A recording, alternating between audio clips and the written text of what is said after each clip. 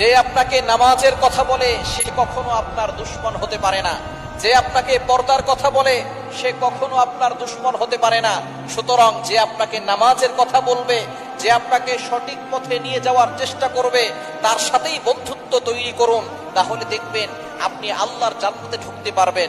সুতরাং বন্ধু চয়ন করার ক্ষেত্রে সতর্ক থাকবেন। বন্ধু এমন একজন মানুষকে নির্ধারণ করবেন যার সাথে থাকলে আল্লাহর কথা স্মরণ হয়, যার কাছে থাকলে নবীজির প্রতি ভালোবাসা বৃদ্ধি হয়, যার কাছে থাকলে কোরআন পড়তে মনে চায়। এমন বন্ধু যদি আপনি চয়ন করতে পারেন, এই বন্ধু আপনাকে জান্নাত পর্যন্ত পৌঁছে দিবে।